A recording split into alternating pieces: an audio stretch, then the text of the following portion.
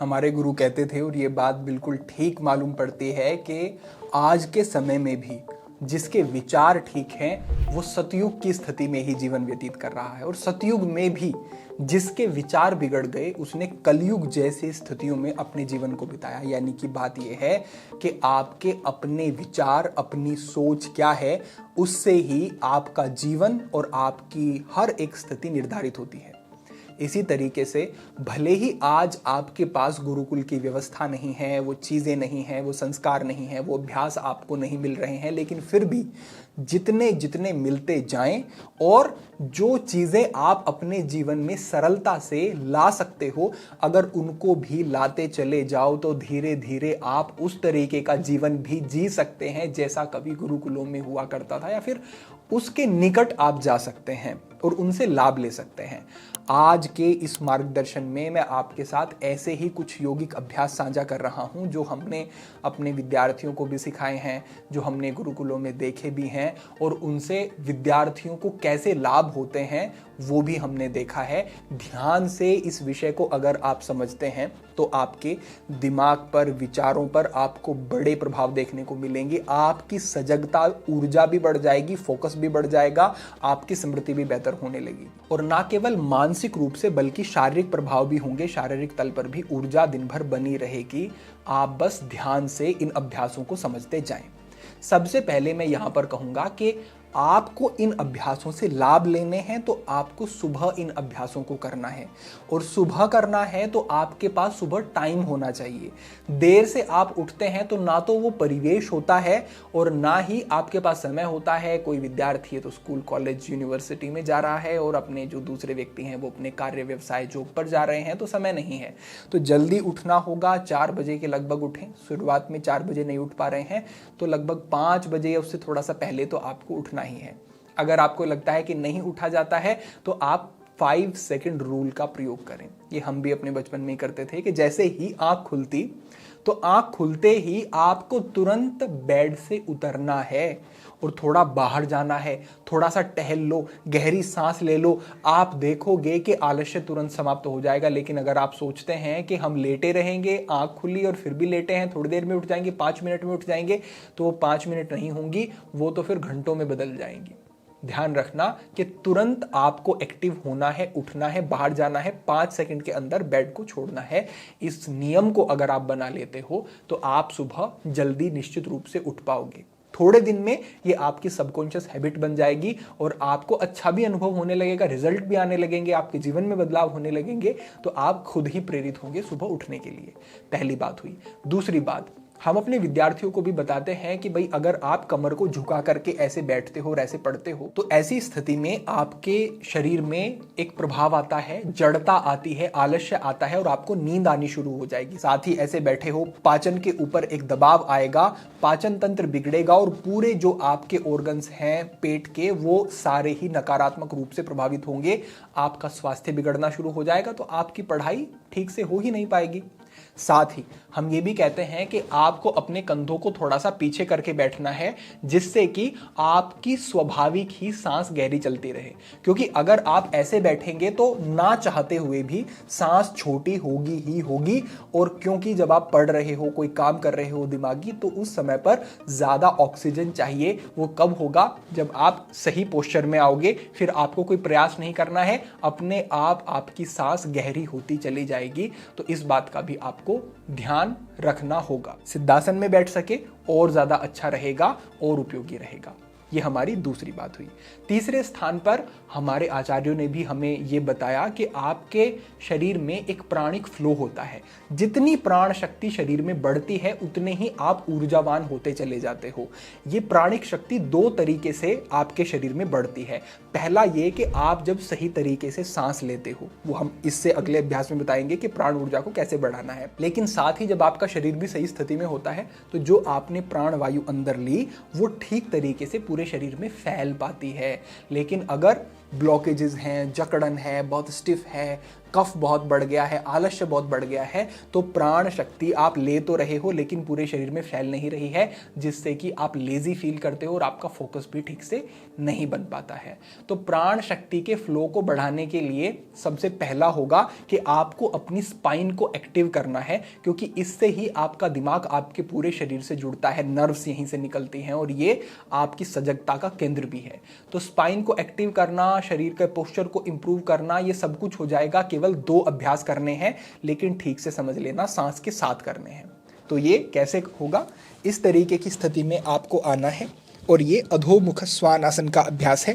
यहाँ पर आप आ जाएंगे, एड़ियों को पीछे मैट से स्पर्श करेंगे, कंधों को नीचे की तरफ दबाएंगे, फोरहेड को मैट की तरफ ले जाएंगे और जैसे ही आप यहाँ आएंगे तो अपने आप क्या होगा, एक्सेल गहरा हो जाएगा, पूरा आप सांस बाहर छोड़ पाएंगे। क्योंकि आप देखें कि यहाँ पर आपके पेट के ऊपर एक दबाव आता है, आपकी थाइस और आपका पेट निकट होता है, पेट पर जो दबाव बनता है उससे पूरा एक्सेल आप आसानी से कर सकते हैं। फिर यहाँ से ऐसा नहीं कि नीचे जाना है, इसको टफ नहीं करेंगे अभ्यास को, इसको सहज रखेंगे और ऐसे ही सांस भरना शुरू करो और ऐसे सामने आएंगे और कंधों को पूरा फैलाएंगे, कंधे फैलेंगे, सामने देखो, हल्का सा ऊपर ही देखो सामने से भी, और इस तरीके की स्थिति में आओ। फिर यहां से सांस बाहर छोड़ते हुए पीछे आएंगे, यहां थोड़ा सा रुकेंगे और उसके बाद फिर से इस तरीके की स्थिति में आएंगे। यहां आप आएंगे तो देखेंगे कि कंधे स्वाभाविक पीछे जा रहे हैं, आपकी छाती थोड़ा सा आगे की तरफ आ रही है, छाती पूरी खुल रही है और आप पूरा गहरा इनहेल यहां पर आसानी से कर पा रहे हैं। तो इस तरीके की स्थिति में आकर के आपको रुकना है। फिर यहीं से पूरा एक्सेल धीमी गति से अभ्यास करेंगे और एक्सेल करते हुए पीछे जाएंगे। तो ये जो इस तरीके का अभ्यास है ना, ये आपको 20 बार और या फिर 25 बार, इतना ये अभ्यास आपको करना ही है। 20 से 25 बार जैसे ही आप ये अभ्यास करोगे तो आप सक्रिय भी अनुभव करोगे, रिलैक्स भी अनुभव करोगे और आपको लगेगा कि आप अब कोई भी काम और बेहतर तरीके से कर सकते हैं। इसके बाद क्या करना है? प्राण वायु के स्तर को शरीर में एकदम से बढ़ाना है। वो कैसे होगा? देखिए, यूं तो आपके लंग्स जो हैं वो ब्लॉक हो जाते हैं जब आप लंबे समय तक छोटी सांस लेते रहते हैं, एयरवेज ब्लॉक होने लगते हैं, लेकिन इससे वो खुलेंगे। कैसे करना है? कमर गर्दन सीधी करके बैठो, 2 स्ट्रोक में झटके के साथ सांस को अंदर लेंगे, तेजी से सांस को अंदर लेंगे। कैसे? इसमें जो दूसरे वाला स्ट्रोक है, दूसरे वाला हम प्रेशर से जो सांस ले रहे हैं, उसमें ज्यादा लंग्स को फैलाना है, यानी कि पूरी जितनी भी प्राणवायु आप खींच सकते हैं उतनी खींचनी है। एक बार फिर से देखो, और फिर सांस को एक्सेल करना है नासिका से, लेकिन धीमी गति से एक्सेल करना है। अभ्यास एक बार समझो।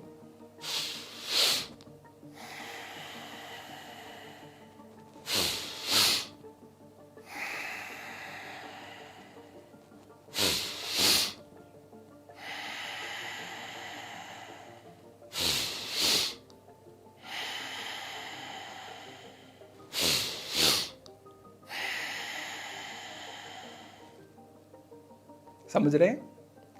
जब हम सांस अंदर ले रहे हैं तो छाती ऊपर की तरफ उठेगी, ये स्वाभाविक है, और ज्यादा इसमें छाती का ही एकदम से प्रयोग करना है आपको।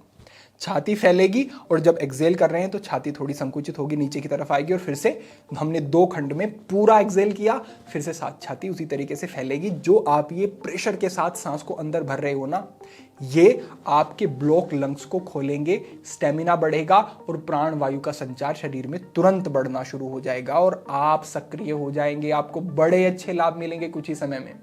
और ना केवल विद्यार्थियों को, कोई भी स्पोर्ट में लगा हुआ है, रनिंग कर रहा है, किसी नौकरी आदि के लिए तैयारी कर रहा है जिसमें उन्हें बहुत एक्टिव होना पड़ रहा है, उन सभी लोगों के लिए ये बहुत गुणकारी अभ्यास रहने वाले हैं। ठीक है, अब इससे आगे बढ़ते हुए मैं एक मुद्रा बताता हूं, ध्यान से समझना। इसमें 3 अभ्यास है, तीनों को एक साथ करना है। पहली बात यह है हाकिनी मुद्रा। इसको इस तरीके से अपने अंगूठे को अंगूठे से मिलाएंगे, उंगलियों के अग्र भाग को ऐसे मिलाएंगे और ये बिल्कुल सरल है।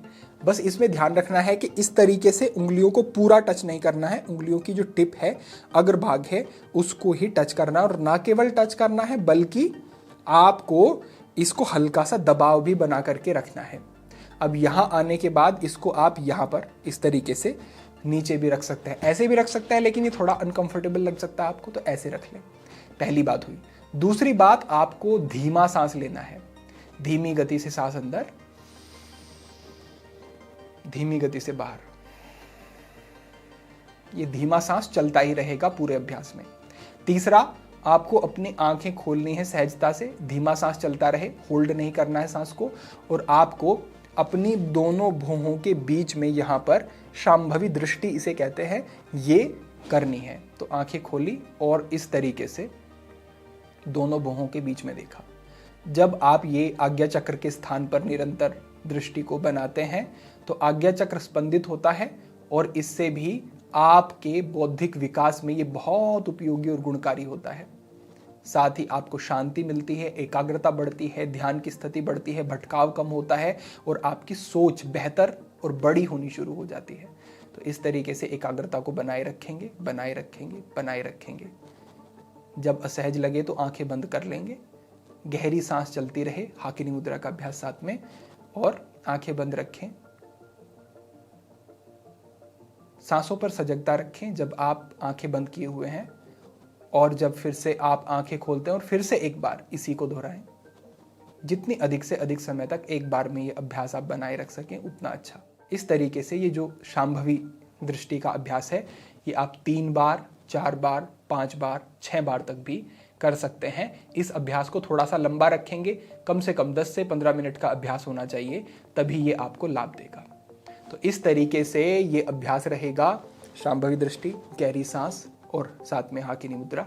ये अभ्यास आप करें तो इससे भी आपको बहुत अच्छे लाभ देखने को मिलेंगे। इसके साथ साथ सोने से पहले नींद को बेहतर करने के लिए, क्योंकि नींद अगर बेहतर हो जाती है तो दिन भर सक्रियता यूं ही बढ़ जाएगी। तो नींद को बेहतर करने के लिए एक छोटा सा अभ्यास करना है। अपनी मध्य वाली उंगली से अपने आज्ञा चक्र दोनों भौहों के बीच में हल्का सा, भौहों से ऊपर की तरफ हल्का सा ऊपर, यहां पर आपको दबाव बनाना है, और यहां पर 12 बार क्लॉकवाइज, 12 बार एंटी क्लॉकवाइज आपको एक दबाव बना करके इस तरीके से ये इस पॉइंट का प्रयोग करना है। तो इसका भी आप प्रयोग करते हैं और फिर आंखें बंद करके ही रखते हैं, और जहां पर आपने ये दबाव बनाया है यहीं पर अपनी अवेयरनेस को आंखें बंद किए ले जाते हैं, और अनुभव करते हैं कि एक प्रकाश सा आपको यहां पर दिखाई दे रहा है। ये आज्ञा चक्र ध्यान जो है प्रारंभिक एक साधारण सी विधि है। इसको अगर आप करते हैं सोने से पहले तो ये भी आपके लिए बहुत ही गुणकारी और उपयोगी होगा। इसके बाद कोई फोन का प्रयोग नहीं, कुछ नहीं, आप लेटे और सो जाएं, बाईं करवट सो जाएं। तो इतना अगर आप करते हैं, पीछे के सारे अभ्यास करते हैं, ये अंतिम अभ्यास करते हैं, नींद ठीक से लेते हैं, सही आहार लेते हैं, तो मैं कहता हूं कि कुछ ही दिनों में बदल जाएगा जीवन। लेकिन बात सारी है कि क्या आप सजग हैं, सचेत हैं और अपने जीवन में बदलाव चाहते हैं? क्या आप निरंतरता रख सकते हैं और धैर्य के साथ अपने ऊपर काम कर सकते हैं? बात बस इतनी है, अन्यथा जानकारी ये पर्याप्त है और ये आपको निश्चित रूप से बड़े लाभ देने वाली है। तो आज के लिए यही आपके लिए प्रेरणा थी कि आप अपने जीवन में इन चीज़ों को जोड़ें।